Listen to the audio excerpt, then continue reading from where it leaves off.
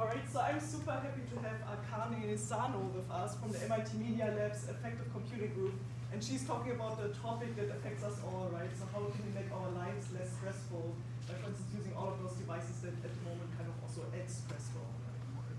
So let's welcome Akane. Can everyone hear me? Okay. So I'm very excited to talk to you about measuring sleep, stress, and well-being using wearable sensors and mobile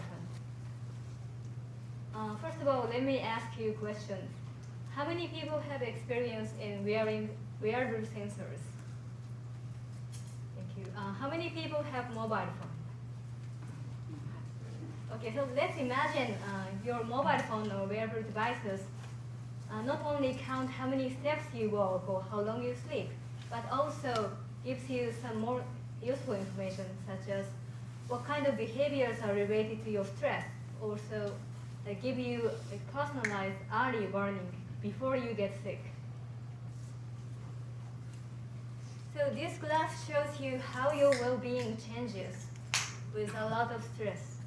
Some people can be resilient, but that's not everyone. So, some other people are doing okay at the beginning. However, their well-being is declining like this.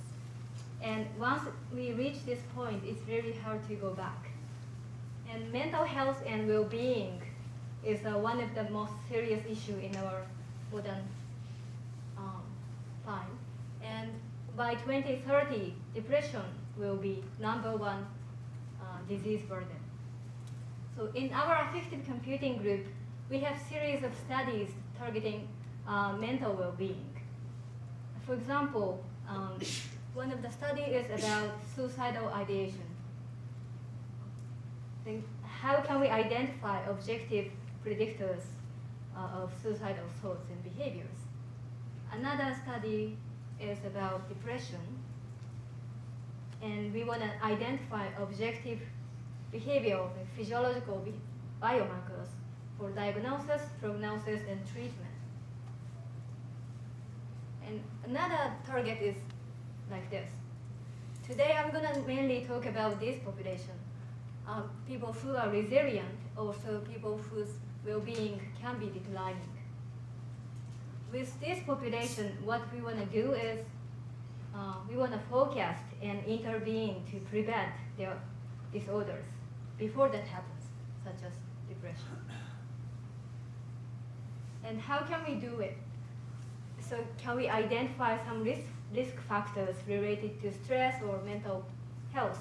Also, can we predict before our mood or health drop? Or can we help people to change their behaviors so that they can be more resilient? So my vision of research is following.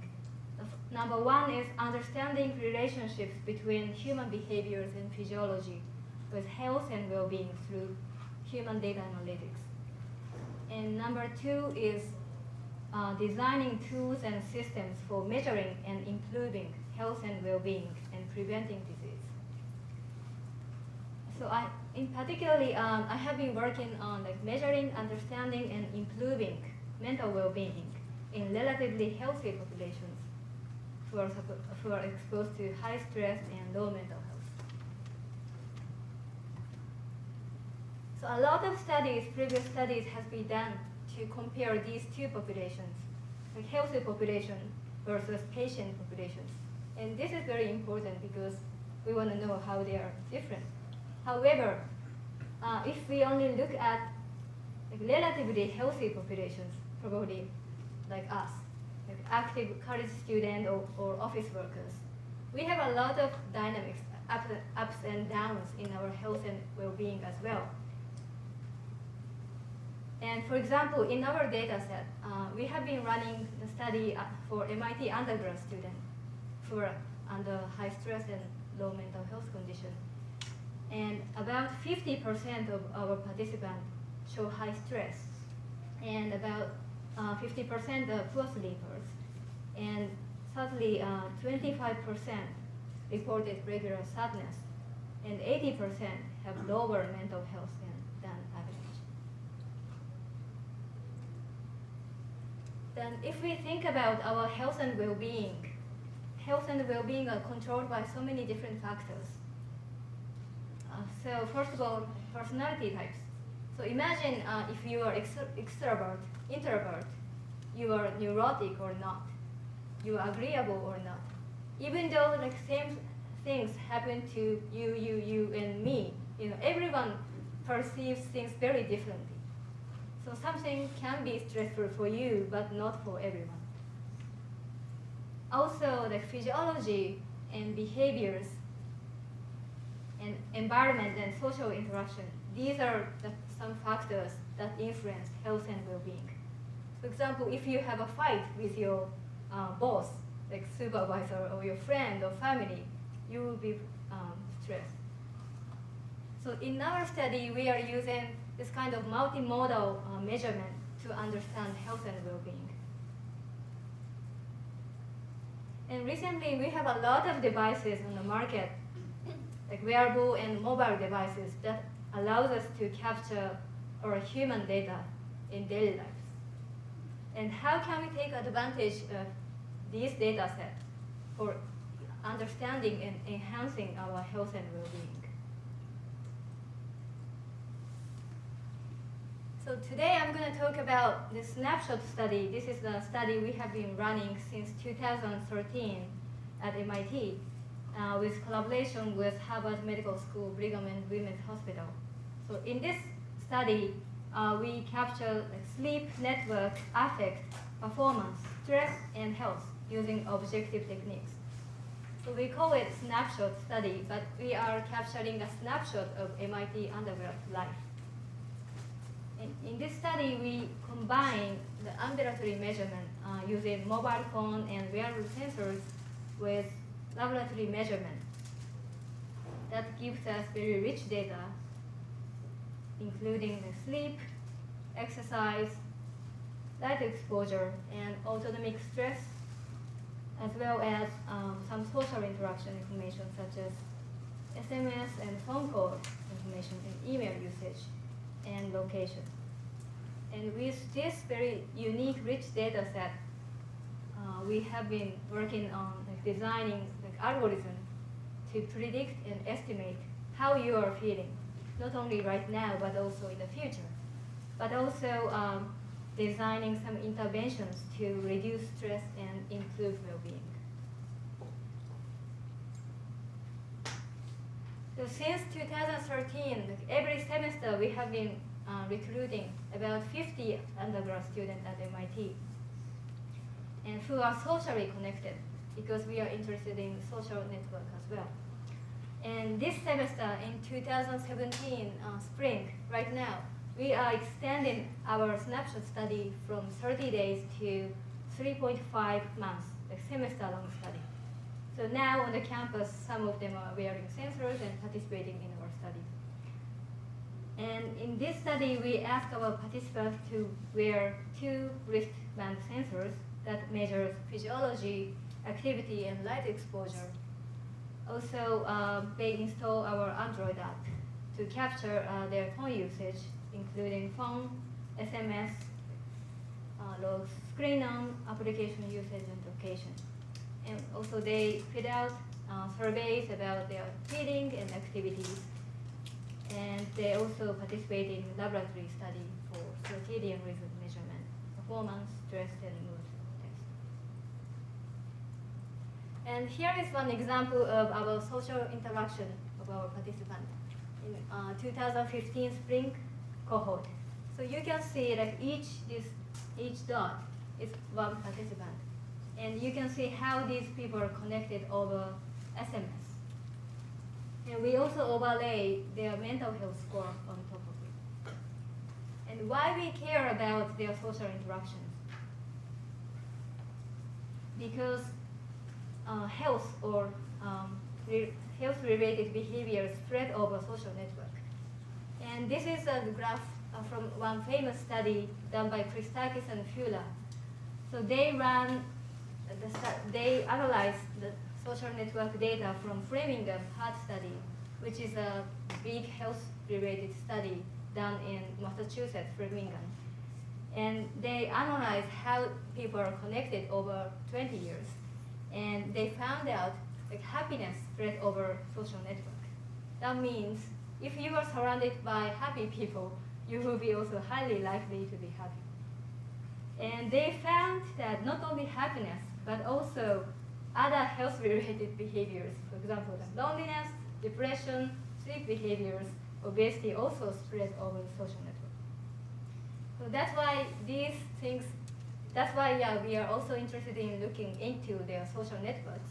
And in our study, instead of using paper-based survey that Christakis and Fiona used, we use objective techniques. So we captured phone call, SMS, and email logs. Those are objective measurement of social network to understand how their social network influence their health and behaviors.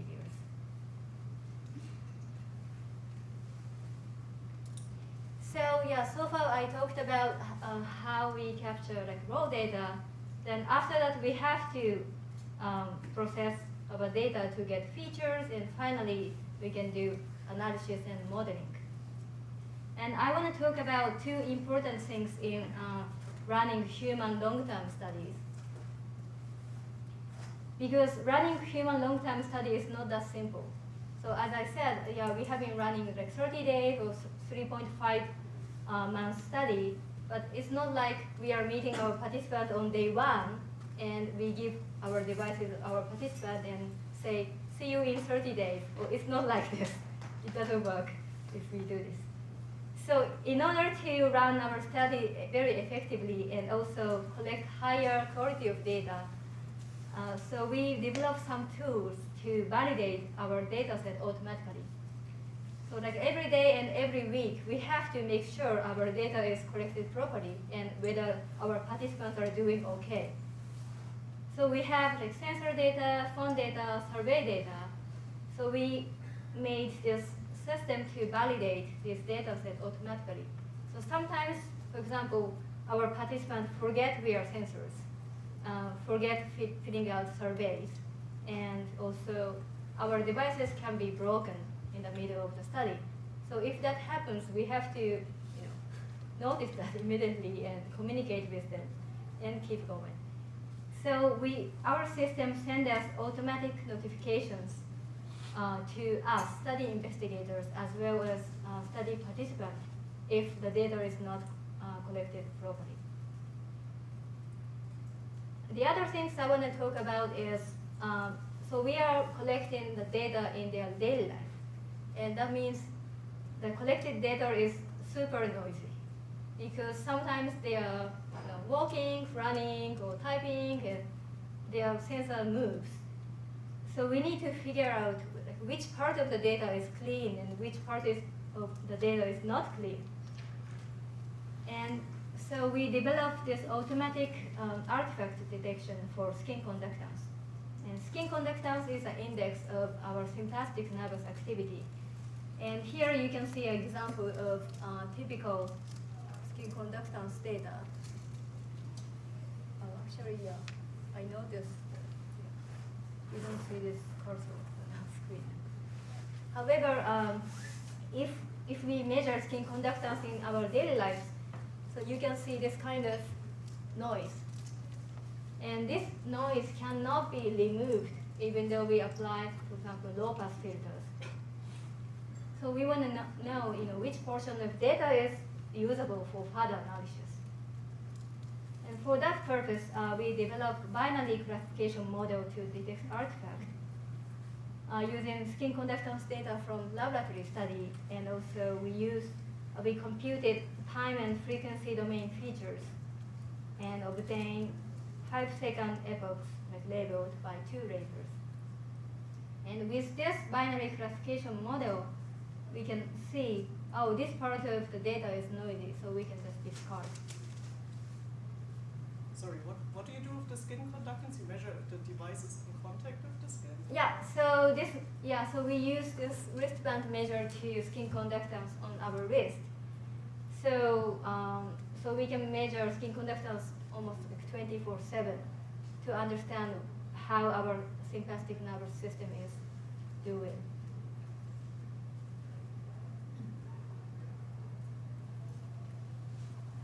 Okay, so far I talked about how we gather raw data and then process a post-process to remove artifacts. And finally, we can do analysis and modeling. So since our data is 30 days or even longer, we can think about, for example, what kind of behaviors influence your short-term, like acute stress, as well as long-term, like 30-day stress. So today, mainly I'm going to talk about these three things. First of all, long-term mood and sleep analysis, and ambulatory sleep detection and daily mood prediction. So this is an example of like 30-day well-being measure dynamics from our participants. So x-axis is day 1 and to day 30 time, and y-axis is 0 to 100. So we collect daily happiness. These are self-reported. Self-reported happiness, calmness, alertness, energy level, health level from our participant. And this is a grand average of our 2014 fall cohort. And here we can see, for example, on weekends, like Friday, Saturday, Sunday, their happiness and calmness level are much higher because they are happier. Yeah, no schools on the weekends. And I want to also show you one more graph. It's this. This is a graph from one participant in the same cohort, 2014. And you can see a lot of ups and downs here. And this participant unfortunately hospitalized during the study due to her mental illness. So you can see the difference. So if we also plot 30-day average mood versus mood variability, we can see this kind of relationship. So then here we can see like mainly like 3 big clusters. So red cluster is like happy group, and blue cluster is medium, and blue is sad group. And we can see this kind of trend. That means sad people have more variability in their mood.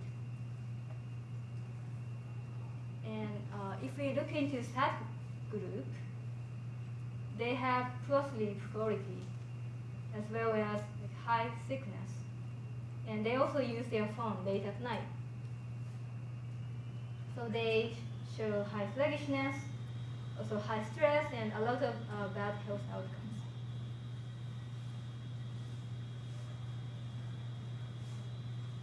If I look into long-term sleep behaviors, this is a 30-day sleep behaviors.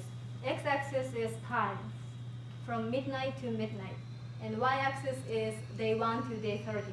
And these black boxes are when people sleep. And this graph is the most regular sleeper. That means this person go to bed and wake up almost at the same time every day.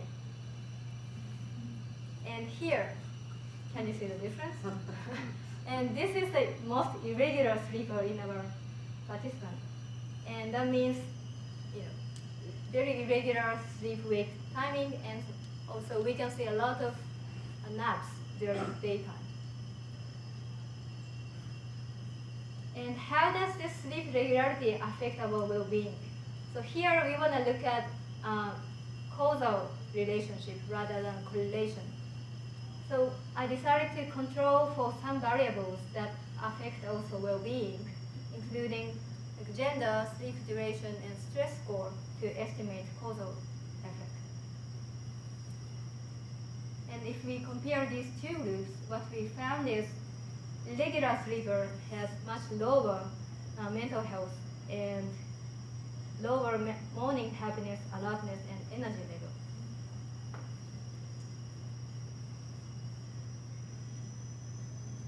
So next I'm going to talk about ambulatory sleep detection. So we all know that the accurate sleep detection is super important in sleep studies or health-related studies. However, our gold standard is like this, like polysomnography.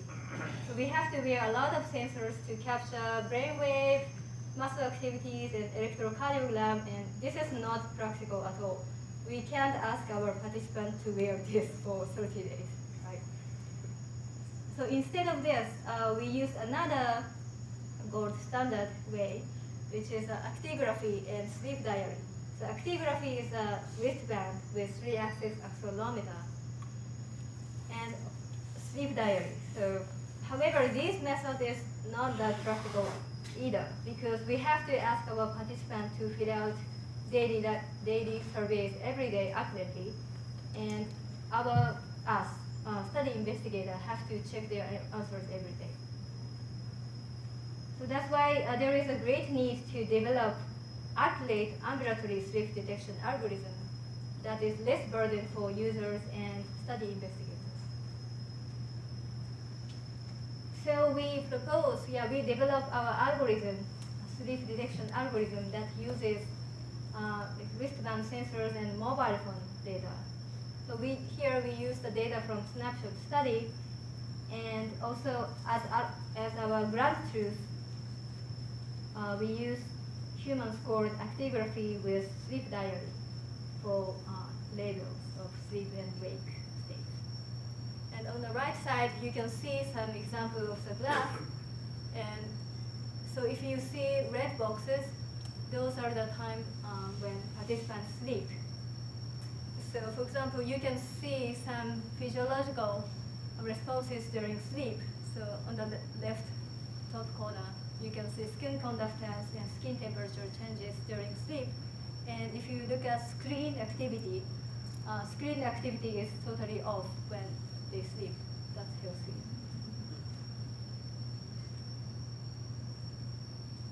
So here we have two tasks to do. The first task is we want to detect sleep or wake states every 1 minute. The second task is not only detecting sleep and wake, we also detect when is the beginning of sleep and when is the end of the sleep, because that information gives us like how long you sleep, also how well you sleep. So we computed features from different modalities, like wrist sensors, phone, and also we use time features.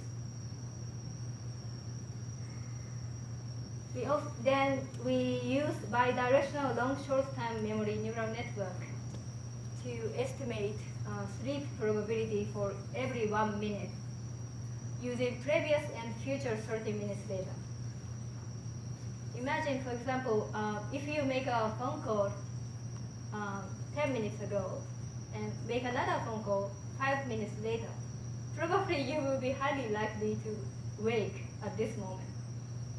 So that's why we are using the data from previous and also future 30 minutes. And the next step for detecting sleep episode onset and offset. So we calculated the typical sleep onset and offset template. And we used the cross-correlation based template matching method to estimate sleep onset and offset.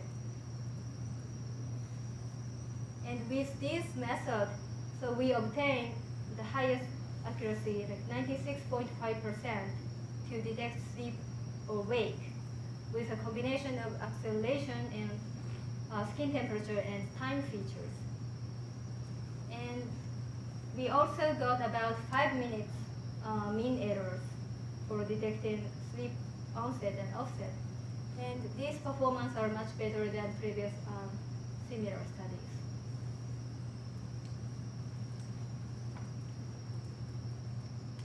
So next time I'm going to talk about daily mood prediction. So one of our biggest interests in the SNAPSHOT study is whether we can predict your health or well-being in the future, not only estimating how you're doing right now. Because as I said at the beginning, we want to detect before their well-being, the mental health is declining.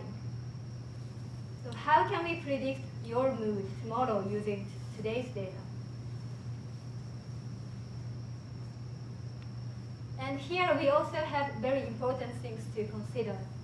Because if we think about what makes you happy, and everyone has different things to make you happy, right? And let's look at this example. Person A, this person is very happy at working very hard, but she is quite unhappy if she goes to a party. But this is not everyone. And person B, this person is really enjoying the party, but she doesn't like working hard. So we need to take account this kind of individual differences into our model. For that purpose, we use multitask learning. And multitask learning is one of the machine learning algorithms that allows us to build a model tuned up for individual while still learning from the rest of the data.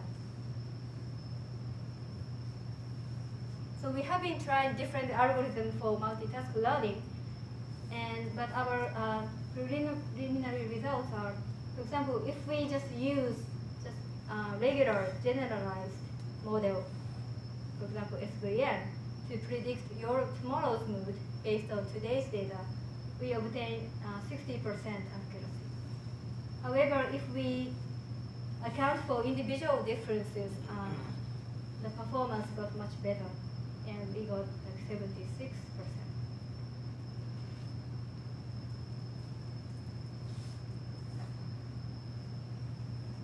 So far, I have been talking about our SNAPSHOT study, which is a totally observational study. So we capture how our participants are doing in their daily lives, and we have been building models to estimate how you're doing and feeling in terms of like sleep and mood and stress. But we are also interested in improving well-being. So next time, we're going to talk about some of our recent projects about improving well-being.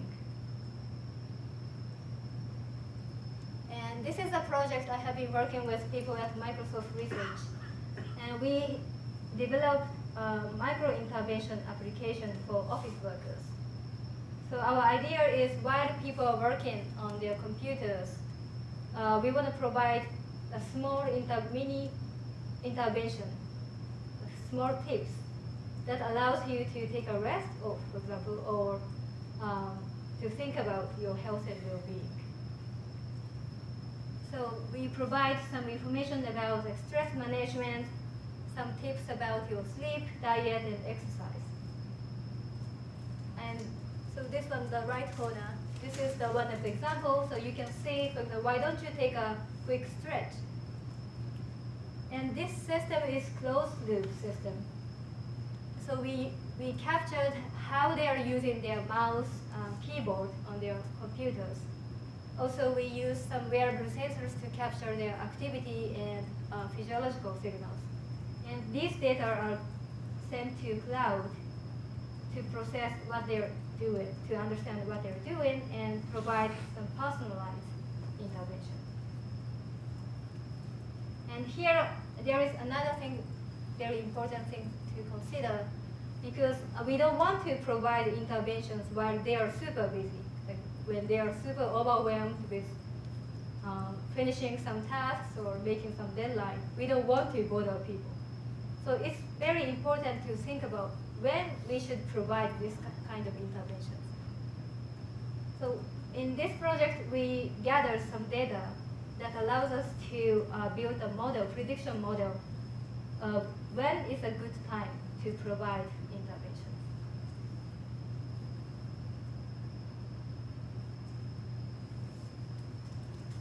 So another project we are running at MIT is, so we developed this kind of mobile phone app that allows us to do self-mini experiment to find your optimal behaviors.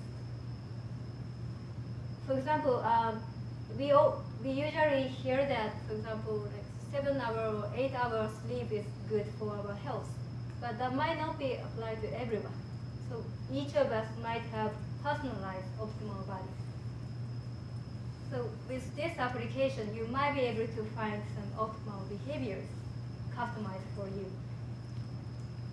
So you might be curious about how your sleep durations influence your productivity, or how your active time influence your sleep efficiency. So with this application, so every day you can see this kind of target you want to follow for each day. For example, like try to go to sleep at 1:20 today. And at the end of self-mini experimentation, you might be able to find out what is the optimal behaviors to maximize your happiness or minimize your stress level.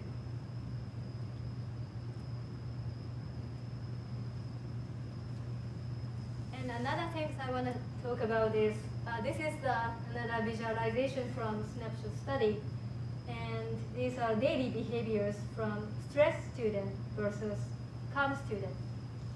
And x-axis is time from midnight to midnight on the next day. And y-axis is percentage of students who are spending on each different activities like sleep, nap, academic, exercise. And can you see any difference between these two groups? So answers are here. So stress students, they take naps in the afternoon, late afternoon. And calm students, they take study break around noon. And they also go to bed and wake up earlier than stress students. So our hypothesis is, if you see this kind of graph, what do you think? Does it help you to reflect on your behaviors? Oh, my behaviors might be actually close to the stress student.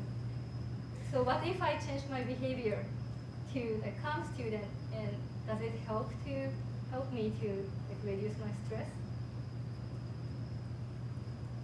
So our hypothesis is, if we show this kind of social comparison, so where you are located compared to other people, might be able to help you to change behaviors, to help you to reflect on your behaviors and stimulate changing behaviors.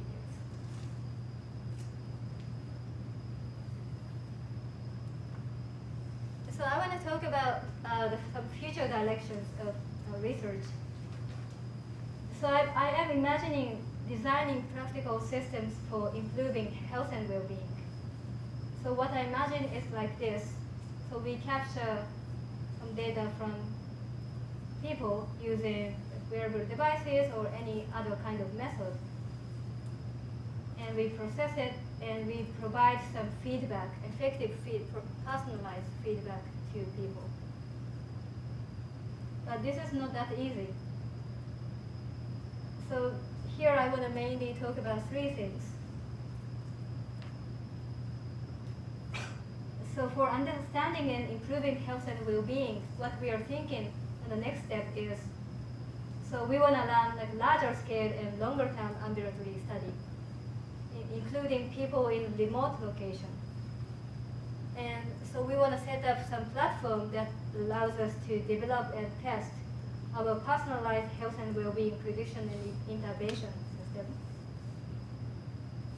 And also I'm very interested in studying other populations as well. So today I mainly talk about students and office workers, but we have also other populations such as elderly people or like drivers. So think about elderly people. Depression is also one of the very serious issues for them. And how can we detect how they are doing and they are feeling? And for elderly people, probably they might not want to wear sensors, but instead we can embed some sensors into their home setting to capture how, for example, how they are walking and a kind of like walking behaviors. Gait patterns might be able to tell us about it. And drivers, so even though the autonomous car is coming in near future, we still want to know whether they are doing, whether they are not sleeping, whether they are still paying attention to driving. And in addition to stress and mental well-being, I'm also very interested in productivity and cognitive performance and engagement. And also, not only designing the personalized tools, we can also develop some environment and society to improve health and well-being in general.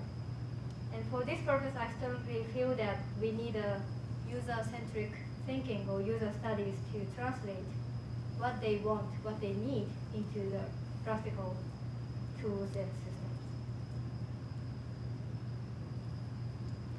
And lastly, so as I said, like running long-term human study is not that easy, not that simple. And one of the most challenging things is how to engage people. So engaging people is really hard.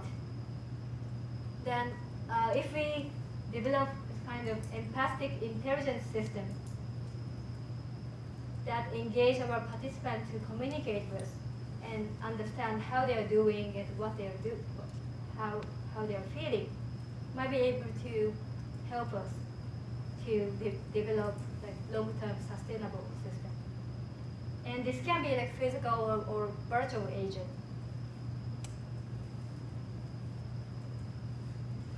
So with this technology, I believe that we can build practical systems for understanding and improving health and well-being and preventing our disease. So with that, I would like to end my talk, and I would like to thank my awesome colleagues and collaborators at MIT and Harvard, Microsoft Research, and also I would like to thank funding resources that made our project possible. And I'm happy to take any questions. Thank you very much.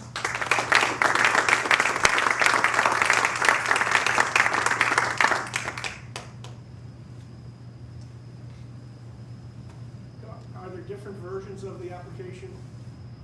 Have you upgraded the application throughout the years of the study? Yes. For example, for our Android application, we needed to upgrade our application because Android has been upgraded very frequently. So our first version of the app is got obsolete at some point. So we got a new application. Is it available to see on the Google Play Store? We haven't released our application yet, but we might consider that in the near future.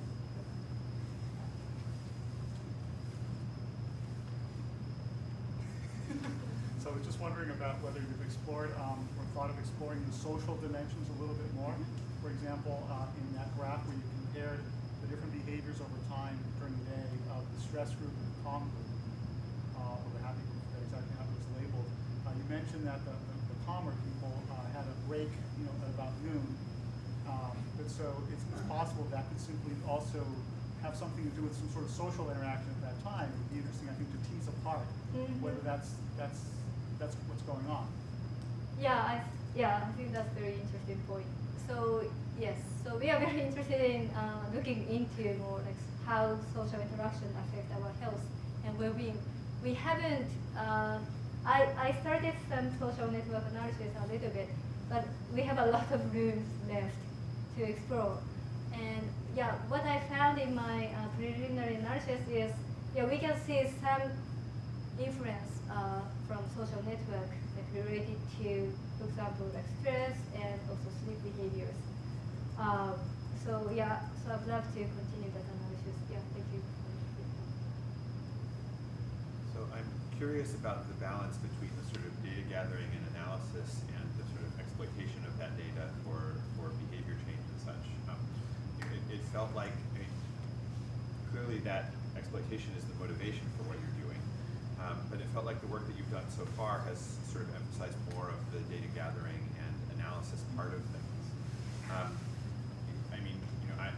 I would try to be inclined to sort of brush ahead with some of the exploitation to see what you can do with it. Did you find that you sort of needed to get really high quality data and analytics before you could begin any of the exploitation, or do you think that you could do some pilots with relatively poor data? I think we could go in both ways. So in practical studies or practical applications, we can't assume we always receive very clean data. So we always have to tackle with very noisy data.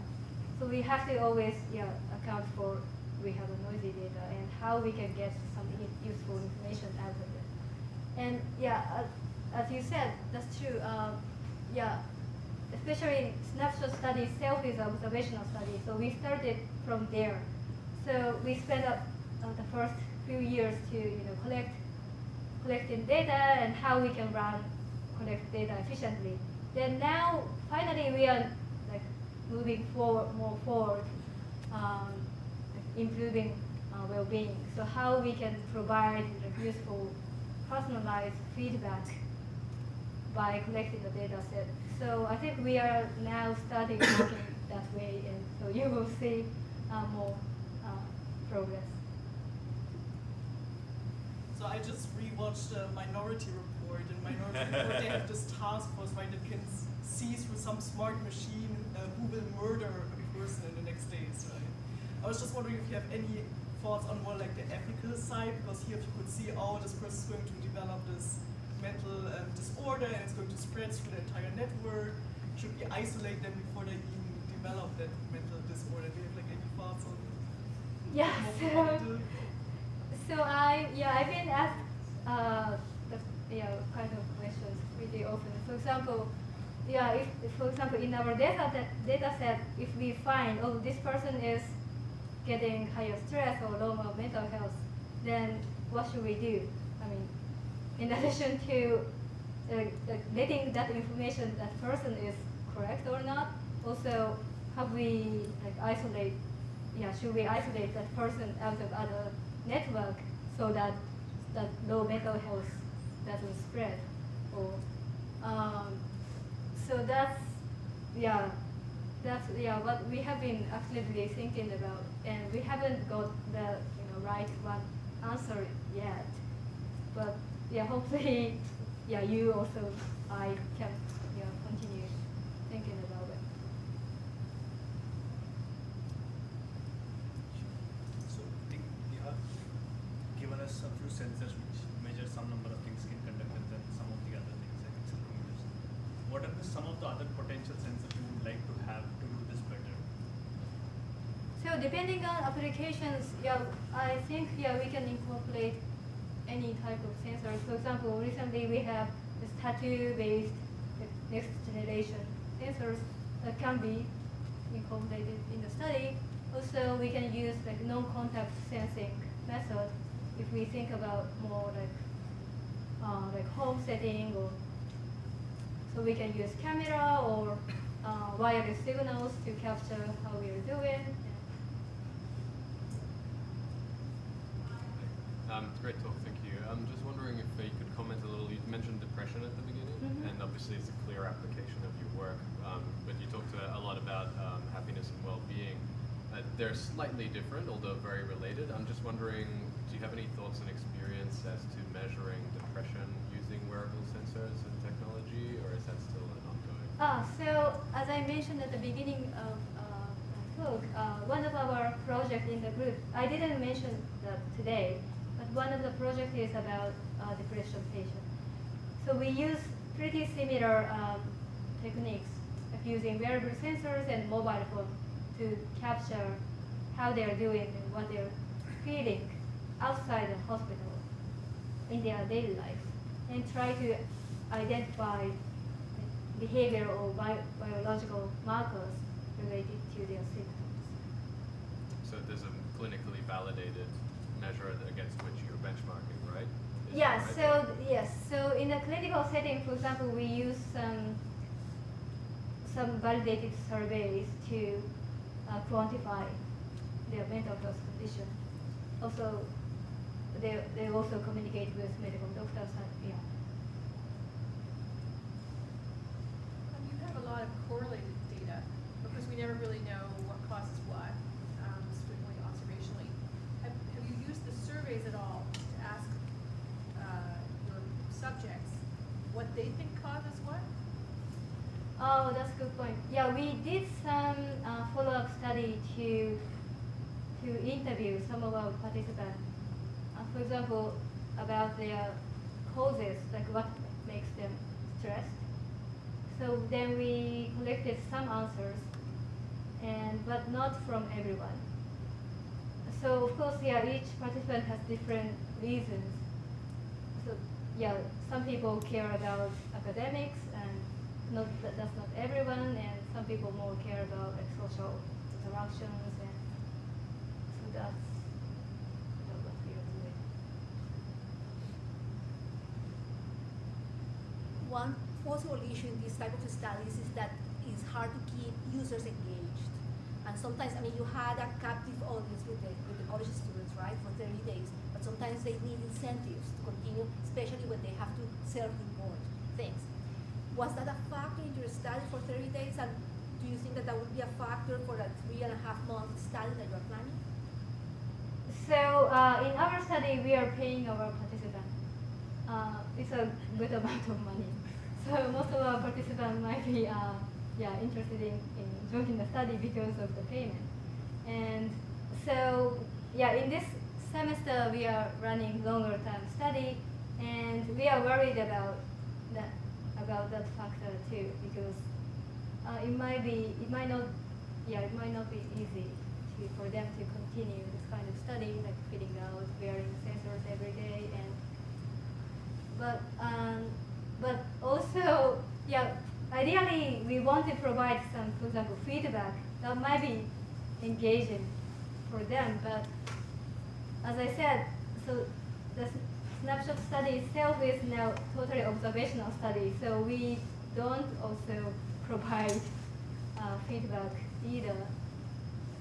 But on the next step, the next generation of study, so as I said, we'd like to provide some feedback, some useful visualization, for example, that could give them some insight into what they're doing and what they're feeling. So instead of paying a lot of money, which is not sustainable, absolutely.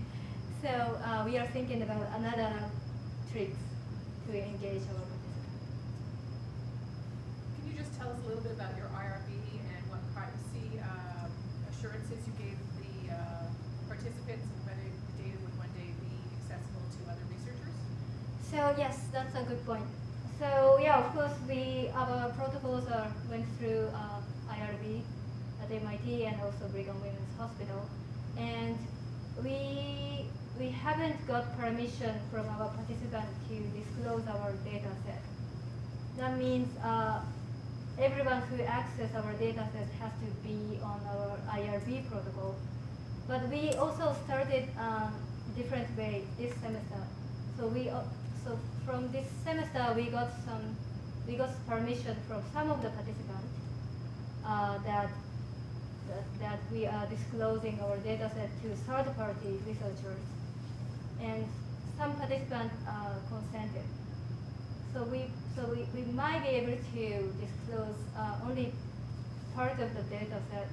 Did you de-identify that data, or did you just get the guarantee from the third-party researcher that they We haven't disclosed any of our data set yet.